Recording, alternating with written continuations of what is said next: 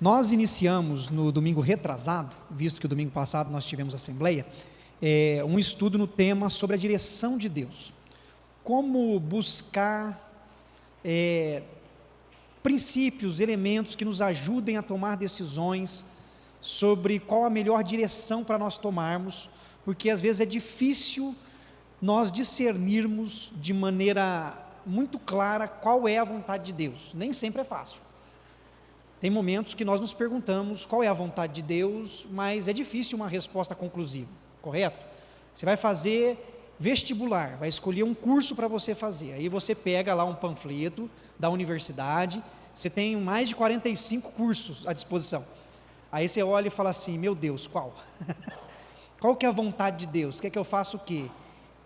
Biomedicina? Direito? Agronomia? Aí você fala, ai Deus, me ajuda. É uma crise que a gente enfrenta na decisão. Você começa a namorar, aí você fala, vou casar, não vou casar, caso agora, caso depois, compro casa primeiro para depois casar, ou caso primeiro depois compro casa. Deus, o que o senhor quer? Qual que é é difícil, tem coisas que às vezes parecem mais fáceis, mas tem coisas que são difíceis. Aí você está no trabalho, aí você está cansado, você está exausto, você levanta segunda-feira de manhã para trabalhar desanimado, aí você pensa assim, Deus, sai desse serviço, vou para outro. Qual que é a vontade do Senhor? Larga a mão disso tudo. Tomar decisões, saber qual é a direção de Deus, não é algo simples, é algo que exige muita sabedoria, muita prudência, né? E a gente quer saber. Por que a gente quer saber qual que é a vontade de Deus? Numa decisão, por que a gente fala assim, não, eu quero saber qual que é a vontade de Deus para eu tomar essa decisão? Porque se a gente sabe assim, que se a gente fizer qual é a vontade de Deus, a gente vai sofrer pelo menos, né?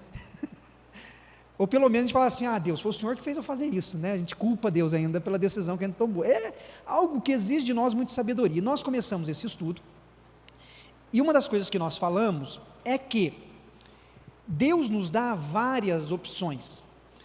Usei uma metáfora, tomando como exemplo uma grande avenida. Quando você vai para São Paulo, resolver alguma coisa ou passear, você pega algumas rodovias em São Paulo que você tem lá 4 pistas, às vezes 5. Em qual delas você pode andar? Qualquer uma das 4, certo? Você pode, se você for mais devagar, pega a última da direita, por favor. Facilita a vida dos outros, né? Encosta bem lá, deixa as pessoas transitarem mais fácil. Mas você encontra alguém lá na esquerda rodando a 80 por hora, no lugar que pode 120, né? Dá vontade de ajudar a pessoa a acelerar um pouquinho. Mas você pode andar em qualquer uma delas. O que você não pode é vir na contramão. O que você não pode é andar no acostamento. Você não pode ultrapassar pelo acostamento. Existem algumas regras, mas você pode transitar em qualquer uma delas. Esse é um exemplo sobre as oportunidades que Deus nos dá. Deus nos dá a liberdade de tomarmos decisões importantes que nós vamos tomar na nossa vida. E não significa que ao escolhermos uma em detrimento da outra, está errado. Você está indo contra a vontade de Deus. Não é porque você escolheu agronomia ao invés de fazer veterinária, fui contra a vontade de Deus, por isso que eu estou sofrendo alguns problemas hoje. Não, é porque toda profissão traz problemas. Não, eu casei com a Maria, e eu podia ter namorado a Joana, e larguei da Joana e casei com a Maria, por isso que às vezes eu tenho problema no casamento. Não, todo casamento enfrenta suas dificuldades. Deus nos dá opções, a gente pode escolher, não tem esse negócio que está pré-determinado que eu tenho que fazer isso, não, só que a gente vai tendo as lutas, só que Deus deixou para a gente princípios que a gente tem que observar para tomar decisões sábias, e nós vimos a semana passada, falando sobre a nossa relação com Deus, que 2 princípios importantes são, o princípio da entrega total, para que nós possamos ter mais clareza sobre a melhor decisão a tomarmos, nós precisamos ter uma entrega total da nossa vida nas mãos de Deus. Se nós não nos entregarmos totalmente, a gente sempre vai buscar ouvir o nosso próprio coração. E um segundo ponto que nós falamos é o princípio da palavra. Sempre estar lendo a palavra, conhecendo a vontade de Deus, ter discernimento. Então é a nossa relação com Deus. Hoje, nós vamos falar sobre alguns princípios que envolvem pessoas. Como Deus usa as vidas das pessoas para nos ajudar a tomar decisões importantes. Então olha só, o que eu quero que fique claro é que não existe uma resposta única para você tomar uma decisão. O que existe são princípios de Deus que nos ajudam a buscar a melhor decisão. Ok? Até aí? Vamos entrar na questão das pessoas. Uma delas, o princípio de obediência e honra aos pais. Então eu vou pedir para você abrir a sua Bíblia na carta aos Efésios, capítulo de número 6. Efésios, capítulo 6, versículos 1 a 3. Efésios 6, versos 1, 2 e 3. Alguém lê para a gente aí? Bem alto. Obedecei a vossos pais no Senhor, pois isso é justo. Honra teu pai e tua mãe, é o primeiro mandamento com promessa, para que te fazendo sejas de longa vida sobre a terra. Amém. Princípio da obediência e da honra aos pais. Coloquei até mesmo esses dois termos, porque obediência e honra são temas que se diferem um pouco. Mas a Bíblia mostra que este é um dos princípios que nós devemos seguir: obediência e honra aos pais. No processo de decisão, Deus colocou pessoas para que também nos ajude, nos oriente, nos aconselhe. E entre elas estão os nossos pais. Obediência se refere à importância de ouvirmos e acatarmos aquilo que os nossos pais falam. Honra significa você ouvir com atenção e ponderar naquilo que seus pais falam. Por que existe uma diferença? Porque existe uma transição na nossa vida, e nem sempre é fácil passar por essa transição. Eu já preguei em alguns domingos sobre esse assunto. Uma criança de 8 anos, ela tem que fazer o quê? Ela tem que obedecer, certo?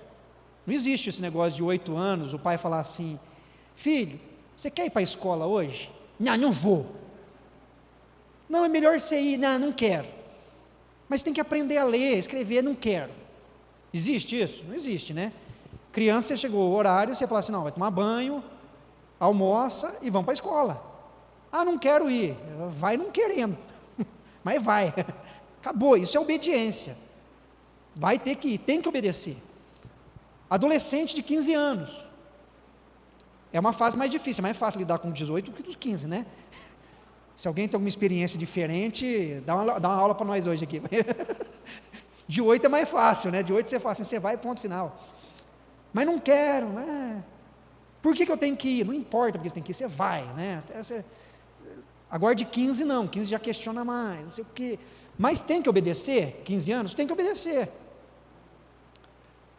Mas quando chega nos 30, você tem um filho, uma filha de 30 anos, aí você fala para o filho de 30 anos assim, ó, não, você não vai casar. Aí o de 30 anos fala, não, eu vou casar, ué. Eu quero casar. Há uma diferença. Quando você tem 30 anos, quando você já está mais maduro, você tem que ouvir seus pais. Honrar os pais na fase adulta é ouvi-los e ponderar sobre o que eles estão falando. Mas você vai ter que tomar a sua decisão, que às vezes pode ser até diferente do que os seus pais estão lhe aconselhando. Mas você tem que ouvir, honrar, e não é ouvir de uma maneira em que você escuta só para dizer que não ouviu. É pensar, refletir, meditar naquilo que seu pai está falando, naquilo que a sua mãe está falando, porque eles têm experiências, eles têm vivência. Então, um dos princípios da palavra de Deus é honrar pai e mãe, é saber ouvir. E nós, até mesmo adultos, temos que ter esse princípio, a gente tem que ouvir os nossos pais. Nós temos que aprender a dar atenção a eles, chegar e falar, olha pai, estou passando por esse problema, o que o senhor pensa? O que o senhor acha? E eles vão nos aconselhar.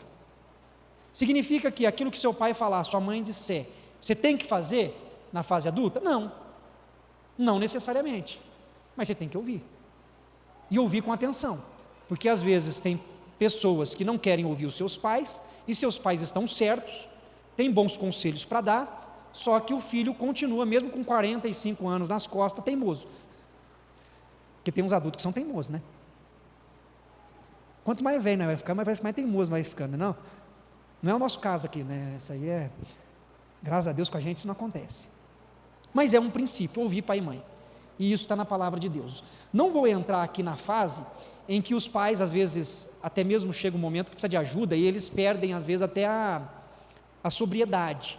Há um momento, às vezes, até pela idade ou por enfermidade, que os pais perdem um pouco da noção lógica. Aí é outra questão. O que a Bíblia está dizendo aqui para a gente, que é o princípio, é os pais que estão conscientes, que têm a sua vivência, que se preocupam com a gente, que Deus põe ao nosso lado para nos dar conselhos.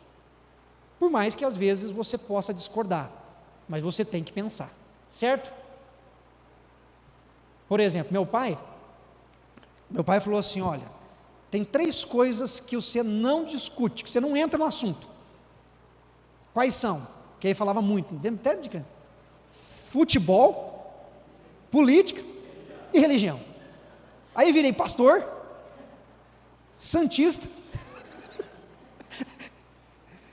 e político eu evito, mas entendo. São coisas que a gente escuta, por quê? Porque os nossos pais têm as vivências deles, e eles vão passar isso para a gente. Algumas coisas vão marcando a gente, e outras a gente vai repensando, mas é um princípio bíblico. Ouça o seu pai, ouça a sua mãe. Quem tem o privilégio de ainda ter os seus pais vivos, honrem seus pais, escutem eles. Quantos erros nós cometemos, que às vezes nossos pais nos avisaram, mas a gente falou: não é esse caminho que eu quero seguir. Lógico que pode ter tido alguns conselhos que eles nos deram também, que não foram bons, porque ninguém é perfeito, certo? Por isso que são princípios. Não significa que uma pessoa, um indivíduo, tem toda a verdade em si, e tudo aquilo que ele vai te orientar esteja correto. Por isso que você precisa ponderar. Alguma coisa até aí? Alguém quer dar algum exemplo? Segundo princípio, abra lá em Romanos 13, verso 1 a 7, que é o princípio de submissão às autoridades. Romanos, capítulo 13, do verso 1 até o versículo de número 7. Esses versículos são um pouco mais, mas eu vou pedir para vocês lerem. Vamos fazer assim, cada um lê um versículo, já emenda, depois que eu terminar o primeiro versículo, alguém já lê o segundo. Qualquer coisa eu vou lendo aqui junto com vocês. Romanos, capítulo 13, do 1 ao 7.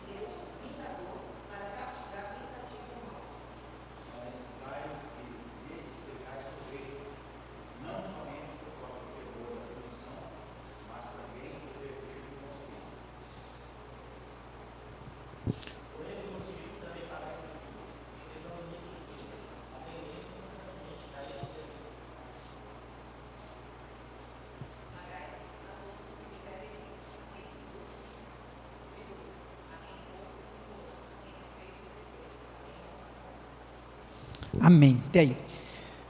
O princípio da submissão às autoridades. Uma das coisas que a Bíblia coloca é nós aprendermos a obedecer às autoridades que são postas sobre nós. Quando nós falamos sobre submissão às autoridades, sempre surge uma dúvida: é submissão cega? Porque toda autoridade erra também. Não existe autoridade perfeita. Como falamos, os nossos pais erram, nós erramos. Uma instituição é perfeita? Não é perfeita. Lógico, as autoridades também erram, mas significa que é preciso que busquemos viver em paz também com as autoridades e obedecermos às leis que são postas. Este é um princípio que nós encontramos aqui na palavra de Deus. É diferente cada momento na história que a gente vive. Por exemplo, você teve períodos na história que era monarquia, era um rei. Um rei determinava e os seus súditos tinham que cumprir, era um sistema monárquico. Hoje nós vivemos numa democracia, um sistema democrático. Então, dentro de um sistema democrático, você tem as suas obrigações, os seus deveres, e você tem também os seus direitos. Dentro daquilo que são seus direitos dentro de uma democracia, você deve buscá-los. Você deve exercer os seus deveres, mas também você pode buscar os seus direitos. Então nós precisamos, dentro de um sistema no qual vivemos, em todas as instituições, procurar viver em paz, respeitando as autoridades, cumprindo o nosso dever e buscando os nossos direitos. É um princípio. Então, quando nós pensamos em tomar uma decisão, isso também tem que ser levado em conta. Como que nós nos relacionamos com as autoridades? Quais são as autoridades? Nós temos autoridades civis, nós temos autoridades escolares, nós temos autoridades militares, nós temos autoridades políticas, nós temos várias autoridades religiosas, nós temos muitas instituições que são consideradas autoridades. Todas as autoridades são perfeitas? Não. As autoridades falham. Mas nós precisamos buscar sempre a sabedoria para fazer o que é correto, segundo os princípios da palavra de Deus, diante das autoridades que são postas. Quando nós olhamos para o povo de Israel, no desenvolvimento do povo, é interessante. Eu estava lendo um texto, que eu estou preparando um estudo para a gente na carta aos Gálatas. Quando nós terminarmos esse, a gente vai entrar no estudo de Gálatas. E eu estava preparando, e um dos escritores estava mostrando uma transição que ocorreu na nação, quando o Império Romano dominou Israel, né, e dominou toda a região ali com Alexandre Magno. Houve uma dominação dos romanos, que se fortaleceu e foi crescendo. E os romanos levavam a sua cultura, que a gente chama de helenização, levava a sua arte, a sua língua, levava tudo que eles possuíam, os povos que eram conquistados. E na região da Mesopotâmia, havia muita adoração a vários deuses, era um panteão de deuses. E todos adoravam todos os deuses. Por que eles faziam isso? Porque a concepção era o seguinte, que se você não agradasse um deus específico, ele poderia te castigar. Então, vamos supor, se você não foi no culto a um deus e teve um problema na lavoura, o problema na lavoura foi porque o fulano não foi lá cultuar, então a ira se manifestou e acabou com a produção de todo mundo. Então, o que acontecia naquele tempo? O problema não era só religioso, ele era social também. Porque imagine as pessoas tudo morando juntas, né, lá de uma outra, aí você vê o seu vizinho não indo lá prestar o culto ao Deus tal, e de repente acaba a água. A culpa é de quem? Vizinho era, esse vizinho não foi, por isso que a gente havia isso. Mas começou a ter uma crise muito grande, porque os judeus não aceitavam de fato adorar outros deuses, porque é um princípio do povo de Deus, é um só Deus.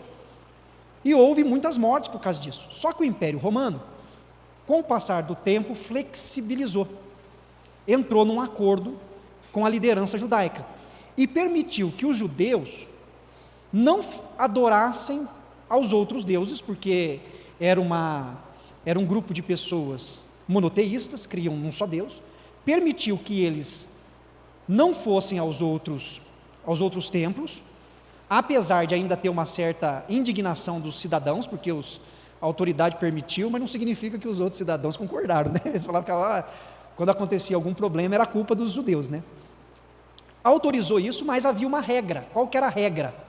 A regra era que quando os judeus adorassem o seu Deus, eles deveriam orar por César, deveriam orar pelo Império Romano, deveriam interceder pelas autoridades romanas.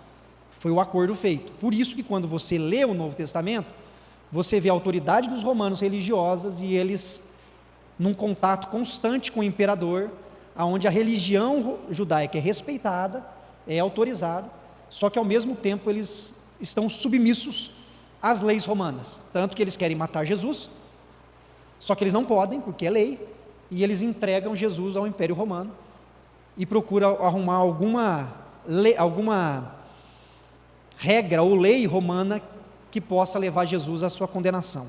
Então havia uma submissão à autoridade, e isso é algo que nós encontramos nas Sagradas Escrituras, aprender a respeitar a autoridade.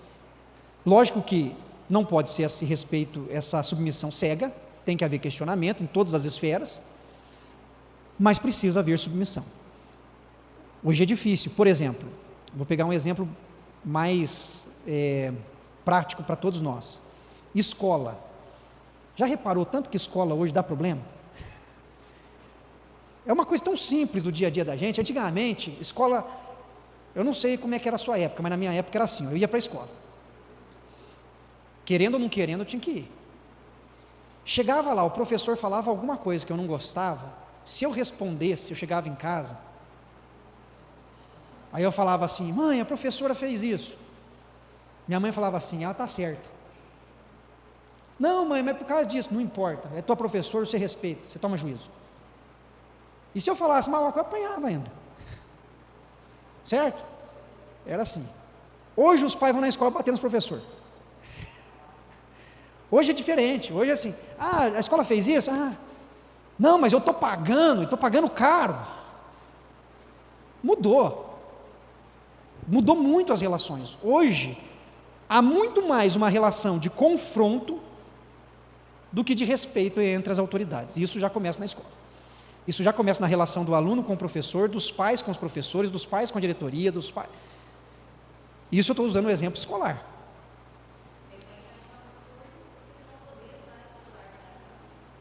Eu vou repetir aqui, tem mães.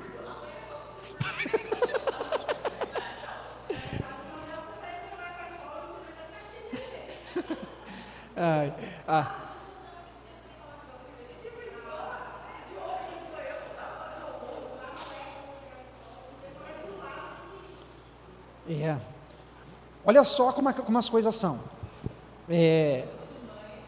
Grupos de mãe. Gente, nossa, o grupo de mãe. Todo grupo de WhatsApp paralelo só causa dissensão. Todo grupo de WhatsApp paralelo. Você tem um grupo de WhatsApp para uma coisa, você criou um outro para tirar 1, 2, 3, é para causar problema. Pode ter certeza, mais cedo ou mais tarde isso vai causar um problema grave. É questão de tempo.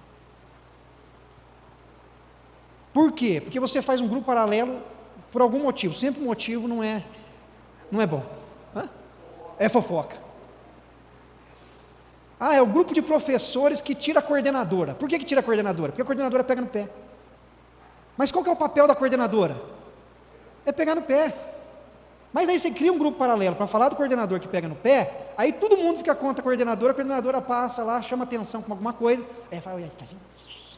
Porque já está com... Gente, é problema. É problema. Para com isso, pelo amor de Deus. Misericórdia. Aí, e é aquele negócio, né? Não tem fim, né? Vocês acreditam que minha filha chegou da escola hoje e falou isso? A autoridade. Há erros na autoridade, gente? Lógico que há. Por quê? Ninguém é perfeito, mas a gente tem que aprender a respeitar. Temos que aprender a procurar formas de confronto correto, justo. Por exemplo, igreja. Igreja é uma instituição, tem autoridade. Tem o pastor, tem o conselho. Pastor é perfeito? Não. Conselho é perfeito? Não. Mas é uma autoridade. Então, até no convívio religioso nós temos autoridade. Autoridade civil, né? Autoridade militar, polícia, policiais. A polícia é uma autoridade. Os policiais são perfeitos? Não são. Tem policiais bons. Hoje em dia, quando a gente acompanha na mídia, a gente vê que tem a milícia, que é a polícia corrupta. Existe corrupção? Existe. Mas nós temos que procurar os meios corretos para lidar com as coisas erradas. O que nós não podemos é fazer a generalização. Isso é um problema. Esse é um problema sério com as autoridades. Aí o que as pessoas criam no problema com a autoridade? Todo pastor, já ouviu isso? Assim, a pessoa pega e generaliza, né? Toda autoridade pastoral, é pastor? Pastor, meu Deus. Lógico, porque tem pastor que abusa da autoridade. Não tem pastor que abusa da autoridade? Mas tem pastor que age de maneira correta dentro do seu papel. Político. Todo político, tem político que é desonesto, tem político que é honesto, tem político que é difícil de lidar, tem político que sabe lidar. Policial, tem policial que é honesto, que faz o seu trabalho, tem policial corrupto, lógico que tem, em todos os lugares. Só que nós precisamos entender que nós não podemos generalizar e precisamos buscar sabedoria e discernimento, e bom senso em refletir, em ouvir o contra-argumento, em saber tomar decisões que sejam sábias. E isso é muito importante, principalmente nos dias de hoje, porque ultimamente a gente já tem opinião sobre tudo formada e a gente não escuta ninguém. E se alguém falar uma coisa diferente do que a gente quer, a gente já sobe a serra, né? Assim, né? Então, princípio de submissão às autoridades. Terceiro princípio, aos líderes espirituais, Hebreus 13, 17. Hebreus, capítulo 13, apenas o verso 17. Quem quiser ler para nós?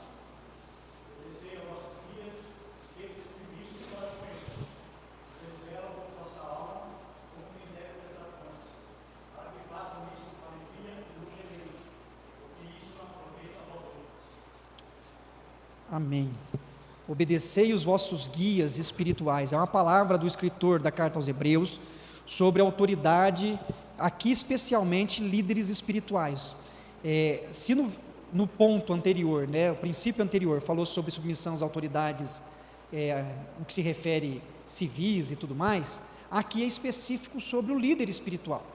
Lógico, gente, que é importante eu falar isso aqui, porque algumas instituições religiosas transformam o líder espiritual como se fosse um guru, É o líder espiritual que decide a sua vida, Ele fala, não, você não vai namorar porque Deus não falou comigo que está na hora de você namorar. Foge disso, pelo amor de Deus.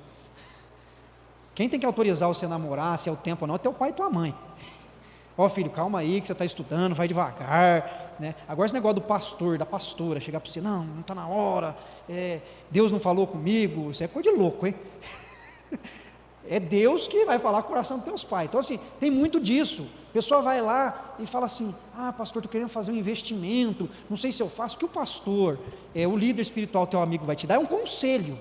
Cara, você está querendo namorar, mas não sei se é o momento, pensa melhor, espera um pouco, você quer fazer um investimento? Calma, não está no momento, parece que o mercado não está legal para isso. Conselho é uma coisa, agora domínio sobre a vida do outro é outra história. Quem tem domínio sobre as nossas vidas é Deus, por meio de Cristo Jesus e a ação do seu Santo Espírito. Agora, o líder espiritual, ele é uma autoridade divina que vai te ajudar, te orientar, te aconselhar, te mostrar na palavra de Deus quais são os princípios, para que você possa tomar as suas decisões. Então, quando ele fala, honra o seu líder espiritual, é nesse sentido de você ouvir, de você atentar para o que está sendo dito, para você pensar no que ele está te aconselhando, para você buscá-lo para orar, respeitá-lo na sua posição, mas sempre procurando entender qual é a direção de Deus para a sua vida. Não é uma escuta cega também não, Eu sei que eu usei dois termos diferentes, escuta e cega, mas é isso aí. Quer o microfone? Porque às vezes o pessoal não te ouve, peraí. O que eu percebo, pastor, é o seguinte, as pessoas elas estão tão cheias de si, que elas sabem de tudo, que elas não se sujeitam a ser submissas a nada. Então, é que nem o senhor falou, elas têm opinião formada em tudo. E às vezes, assim, que nem a Bíblia fala, que a gente tem que estar em comunhão, a gente tem que estar na casa de Deus, buscando, e elas procuram perfeição. Só que elas se esquecem que perfeição elas não vão ter. E aí é onde acontece muito dessas pessoas que ficam pulando, de igreja em igreja, Elas vão lá, o pastor fala uma coisa que elas não concordam, eu já não vou mais naquela igreja, porque eu não concordo com o que o pastor está falando, entendeu? Mas eu acho que a questão é mais essa questão de se achar melhor do que os outros. Elas esquecem que a gente está no meio de pessoas doentes, que a igreja é um lugar de pessoas doentes, que a gente vai buscar melhora, Perfeição a gente nunca vai ter, mas a gente vai buscar ser um ser melhor, estar mais perto do nosso Pai, buscar conselhos com os nossos irmãos que a gente considera mais chegados, E tem aquela questão também você não vai ter intimidade com todo mundo da igreja, vai ter um ou outro que você vai se identificar e vai se sentir mais à vontade em conversar. Então, assim, eu acho que o maior problema das pessoas é procurar a perfeição. E elas esquecem que somos todos imperfeitos. Somos todos pecadores e todos dependemos da graça e misericórdia diária de Deus. Evolução é aquilo que é diário e nunca vamos ter a perfeição. É evoluir diariamente sem esperar a perfeição. Na fala da Priscila aqui, dois pontos destacou para mim aqui que voltou à minha memória de assuntos que a gente precisa pensar e orar muito a Deus, pedindo para que Deus nos dê sempre discernimento, como comunidade mesmo cristã. Né? A Priscila, ela falou sobre um fenômeno sociológico que acontece muito hoje mesmo, né? Que é essa questão do, não concordei, não gostei, tchau. Por que isso acontece? É a cultura do cancelamento hoje. Né? Então, esse é um problema grave. Se a pessoa não pensa teologicamente como eu penso, se ela não tem o mesmo pensamento de teologia, não serve para viver comigo. Pronto, cortei. Mas a gente vai para outros pontos. Se a pessoa não pensa politicamente como eu, não serve para mim. Só serve quem pensa politicamente como eu. É a cultura do cancelamento.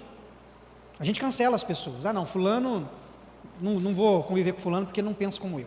Ele não fala o que eu quero ouvir. Né? Isso está acontecendo muito, em todos os aspectos. Tem famílias que estão sendo destruídas por causa disso. Pessoas que não convivem mais uns com os outros. E isso vai para a igreja, isso vai para todos os âmbitos sociais. Quais são dois problemas que eu queria colocar, que a gente precisa pedir muita sabedoria? O primeiro do problema, da busca da perfeição, que a Priscila colocou, são as pessoas que às vezes estão enfrentando problemas muito grandes. As pessoas estão passando por dificuldades, às vezes emocionais, familiares, ou outros, e elas estão muito fragilizadas. Porque qualquer um de nós, podemos passar por momentos de muita fragilidade. Nós podemos estar bem hoje, mas nós podemos enfrentar problemas amanhã que mexem muito com o nosso emocional. E dentro da fragilidade humana, os líderes espirituais têm que ter maturidade e discernimento para não serem manipuladores. Esse é um problema da religião em todo lugar do mundo, e principalmente na religião brasileira. Líderes que manipulam as pessoas na sua fragilidade. Certo? Isso acontece, e não acontece pouco. Porque a pessoa, no momento de dor, no momento de sofrimento, no momento de desespero, ela faz tudo que o outro manda. Ainda mais se o outro falar com convicção. Né? Assim, parece que quem está certo é quem fala com convicção, né? Se alguém chegar e falar, não, você tem que fazer isso, porque isso aqui é o caminho certo, vai dar. Deus falou comigo, faz isso. A pessoa fala, nossa, tem que fazer. E se ela está fragilizada, ela faz. Por isso que as pessoas falam assim, você aposentou, o primeiro salário teu de aposentadoria é para Deus, viu? Traz aqui para a igreja. Porque senão Deus não vai te abençoar, você não vai conseguir. E a pessoa leva o salário inteiro. É aproveitar da fragilidade da pessoa. Isso acontece em vários aspectos. Né? Então a gente precisa pedir para que Deus dê discernimento, para que nós, inclusive, como lideranças, nós não aproveitemos da fragilidade do outro, do sofrimento do outro, para manipulação em qualquer aspecto. O segundo problema, Priscila, é o problema das nossas relações comunitárias. Olha só, antigamente, né, eu não vivi muito nesse tempo, porque eu sou novo, mas antigamente, esse não estou falando aqui da nossa comunidade em si, tá bom? Estou falando de uma leitura das comunidades como um todo, até foi um ponto que eu toquei no encontro de pastores. Antigamente, a gente tinha, por exemplo, assim, figuras pastorais, certo? A igreja sempre teve pastores, para a gente poder entender um pouco o que eu quero colocar. Aí o pastor, ele ia orientando o rebanho, não ia orientando o rebanho? Pegar lá em Assis teve um pastor que foi muito conhecido, que é o pastor Edson Rodrigues. Ele foi o pastor na primeira IP de Assis e ajudou muito na região ali. Ele foi pastor por acho que mais de 30 anos na igreja lá, um dos pastores mais conhecidos, Azor Edson Rodrigues. E o pastor ia orientando o rebanho. Então ele ia falando, ele ia orientando, ele ia corrigindo, chamando a atenção. Os pastores antigamente pegava mais no pé, né? Antigamente era assim, o pastor já subia bravo para o púlpito, parecia, né? Assim, já tinha um jeitão do pastor, porque não sei o que e tal. E o rebanho, as pessoas iam ouvindo, às vezes não gostava muito do que falava, mas engolia, não era assim? Às vezes o filho reclamava com o pai, o pastor falou, e o pastor está certo. Havia essa relação. Hoje mudou muito. Hoje o que acontece? Hoje é o pastor que tem que ser o reflexo do rebanho. O pastor falou um negócio que a gente não concorda, não sei não. Esse pastor não está dando certo não. Não é isso que a gente vê isso? Vê hoje? Hoje parece assim, eu não gostei muito daquilo que o pastor pregou domingo não. Não sei não. Hoje inverteu. Hoje inverteu muito as relações. Hoje, as lideranças, ao invés de orientar os liderados, parece que tem que ser o porta-voz do que os liderados querem que fale.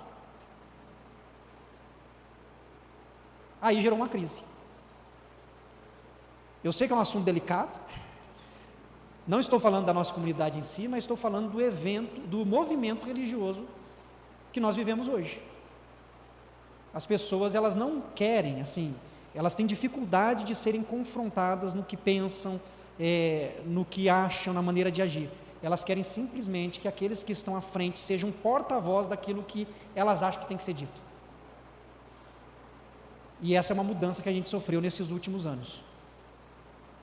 Por que nós sofremos essa mudança? Não sei ainda dizer, mas que aconteceu, aconteceu. Que ela está presente em todos os lugares. Então, o princípio é um princípio que a gente precisa sempre resgatar. Submissão aos líderes espirituais. Saber ouvir, saber ponderar, saber, olha, não, peraí, se o pastor falou, se o presbítero falou, se o irmão que tem mais vivência na igreja falou, eu tenho que pensar nisso, peraí, deixa eu refletir um pouco mais. Não posso já repelir isso pelo meu impulso, porque a gente já fica assim, né? Que é o evento que está acontecendo, né? Às vezes a pessoa falou uma coisa, a pessoa, não gostei, não volto mais, vou para outra, vou para alguém que fala que eu concordo. Ninguém é perfeito. Num ponto ou no outro ele vai discordar.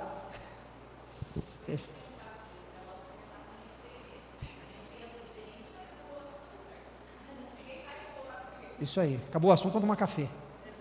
MG Dias. Hã?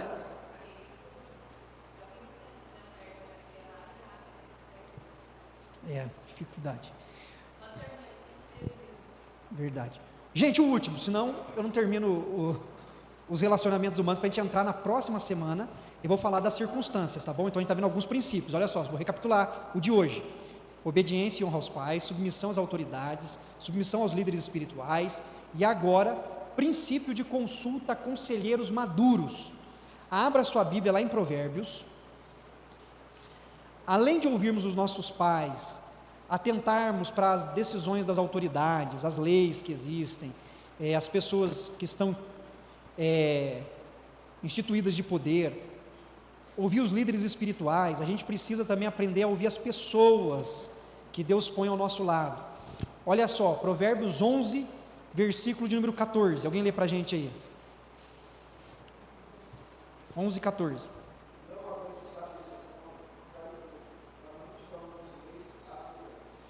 Na multidão de conselheiros há sabedoria. Agora, olha só, deixa a Bíblia aberta ainda em Provérbios. Vai lá para o capítulo 12, versículo 15. Alguém lê para a gente aí, 12, 15. Caminho do insensato aos seus próprios olhos parece reto, mas o sábio dá ouvido aos conselhos. Olha só, o caminho de quem é imprudente pode parecer bom para ele, mas quem de fato é sábio dá ouvidos para quem está lhe dando conselhos, escuta outras pessoas. Em outras palavras, não fica teimando.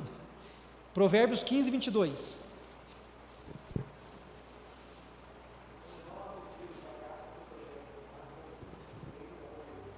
Onde não existe conselho, a pessoa que não escuta ninguém, os projetos são fracassados, mas aquele que dá ouvido aos seus conselheiros tem bom êxito, alcança o seu resultado. Provérbios 20, 18.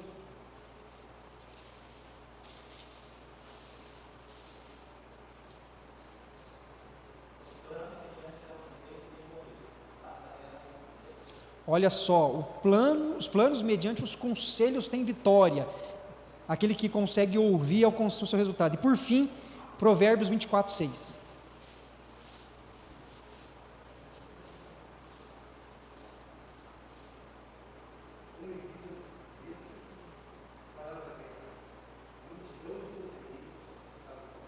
Na multidão de conselheiros está a vitória. Todos esses versículos que a gente leu falam sobre a importância de ouvirmos outras pessoas, de darmos atenção ao que o outro tem para nos dizer. Quando nós vamos procurar conselhos, pode haver conselhos que são conflitantes. Você pode me ouvir e você perguntar assim, pastor Alex, o que o senhor me diria? Qual seria o melhor caminho? E eu poderia te dar um conselho, falar, olha, na situação que você está passando, eu penso isso, acho que o melhor caminho seria esse. Você pode ouvir um conselho, aí você vai ouvir o Arthur. Você fala assim, Arthur, estou com um problema aqui para resolver, assim, assado. O Arthur pode chegar para você e falar assim, rapaz, eu acho assim, e ele pode dar um conselho que é diferente do meu, totalmente diferente. Quem está certo? É o Arthur, logo tem muito mais cabelo branco que eu. Não, brincadeira. Era vendido. Não. Então, você vai ouvir o Arthur tem uma opinião diferente da minha. Aí você fala assim, puxa vida, aí complicou para mim, viu? Porque o pastor Alex falou uma coisa, o Arthur falou outra. Aí você vai e conversa com o Paulo Barbieri. Você conversou com um que está cabelo pretinho, o outro cabelo branco, você vai conversar com quem não tem cabelo também. Ficou bom o corte no você, viu? Barbeirada. O Barbieri fizeram a barbeirada. Aí você vai ouvir, é um conselho diferente às vezes, vai ficar um pouco mais parecido com o meu, mas pode ser um pouquinho diferente. Quando você ouve as pessoas, o que significa? Você vai colher ideias e informações para tomar a sua decisão. É essa a importância do conselheiro. Não é porque um conselheiro falou que é aquilo que você vai fazer, ponto final. Você vai tomar a sua decisão. Mas Deus vai usar a minha vida, a vida do Arthur, a vida do Paulo, a vida de qualquer irmão ou irmã, para te ajudar no processo de decisão, na multidão de conselheiros. Então tem coisas que, numa fala do Arthur, vai te abrir os olhos. Você vai falar assim, poxa vida, eu não tinha pensado nisso aqui. Isso aqui pode ser um problema. Na minha fala, você vai dizer, não, olha, isso aqui, o Alex tem razão. Isso aqui, o Paulo Barbieri falou isso aqui é muito importante. E nesta conversa, vai abrir a sua visão, vai abrir o leque, para que você tome uma decisão mais prudente na situação que você está. Por quê? Porque é você que está vivendo o problema, não sou eu, não é o Arthur, não é o Paulo. Nós vamos dar uma visão de fora, para te abrir a visão. Então Deus vai usar todos esses meios para te abrir a visão, para que você tome a melhor decisão. Esses são alguns princípios envolvendo pessoas. Na próxima semana nós vamos ver circunstâncias, como Deus usa as circunstâncias para nos mostrar. São 10 princípios, então nós vimos 4 que se refere a relacionamento com pessoas e 2 que se refere à nossa relação com Deus. Os outros 4 nós vamos ver semana que vem, tá bom? Então, não tome decisão, estou brincando, não tome decisão até lá, né? Peça a Deus sabedoria, discernimento, que Deus nos ajude. Nós vamos orar, nosso horário já está avançado. Feche seus olhos para a gente poder estar orando. Senhor eterno, obrigado, Pai, por essa manhã, obrigado por esse tempo aqui com os meus irmãos e irmãs, obrigado por esse tempo com a igreja do Senhor. Como é bom podermos estar juntos, ó Deus, aprendendo uns com os outros e aprendendo com a Tua palavra, Pai, que é viva e eficaz. Pedimos que o Senhor nos dê sabedoria, pedimos que o Senhor nos dê discernimento. Eu sei que entre nós, ó Pai, há irmãos e irmãs que precisam tomar decisões imediatas, às vezes decisões importantes que podem mexer profundamente com a vida, com a família, e nós queremos encontrar o melhor caminho, Pai.